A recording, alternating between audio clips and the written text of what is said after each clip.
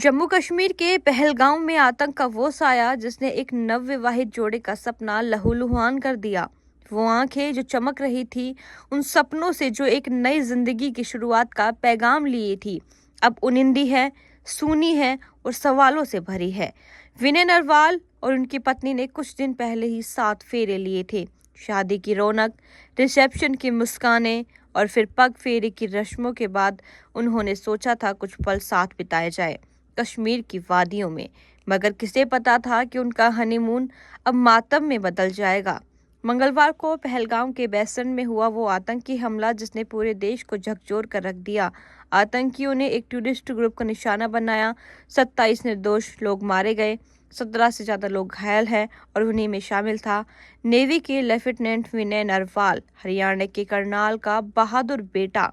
गोलियों की आवाजों के बीच जब चीखें गूंज रही थी, तब विनय की पत्नी उनके शव के पास बैठी पथराई आंखों से निहार रही थी। शायद समझ ही नहीं पा रही थी कि ये सब हुआ क्या और क्यों हुआ। क्या उसका कोई कसूर था?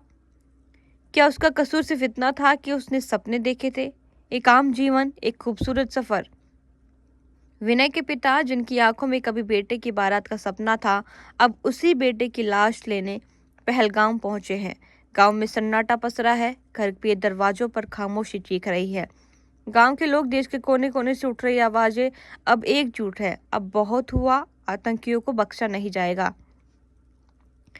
ये कोई पहली बार नहीं था जब मासूमों को निशाना बनाया गया, और अब सवाल सिर्फ जवाब का नहीं है, ये इंसाफ की मांग है। भारतीय नौसेना ने भी इस बहादुर अधिकारी की शहादत पर गहरा शोक व्यक्त किया है। इंडियन नेवी ने लिखा, एडमिरल दिनेश के त्रिपाठी, सीएनएस और भारतीय नौसेना के सभी कार्मिक लेफ्टिनेंट विनय नरवाल की दुखद क्षति के स्तब्ध और दुखी हैं। हम उनके परिवार के प्रति अपनी हार्दिक संवेदना व्यक्त करते हैं। इस हमले में आतंकियों ने नकली वर्दी पहन रखी थी। शुरुआत में किसी को शक नहीं हुआ, फिर वो एक एक करके हिंदू पुरुषों की पहचान पूछने लगे और शुरू हुआ अंधाधुंध फायर। जिन पुरुषों की बीवियां साथ थी उन्हें जानबूझकर निशाना बनाया गया। विडंबना देखिए, वो जो अपनी नई जिंदगी की शुरुआत करने आए थे, वही अंत हो गया। ये सिर्फ एक हमले की कहानी नहीं है, ये एक प्रेम कहानी की टूटने की दास्तान है। ये सवाल है, हम कब तक यूं ही चुप रहेंगे? सुरक्षा बलों ने ऑपरेशन तेज कर दिया है, लेकिन देश की जनता अब सख्त जवाब चाहती है। आज विनय चला गया, कल कोई और जाएगा। अगर अब भी हम नहीं जागे तो कितनी कहानियां अधूरी रह जाएगी। विनय नरवाल को भावपूर्ण श्रद्धांजलि। भारत आपके बलिदान को कभी नहीं भूलेगा।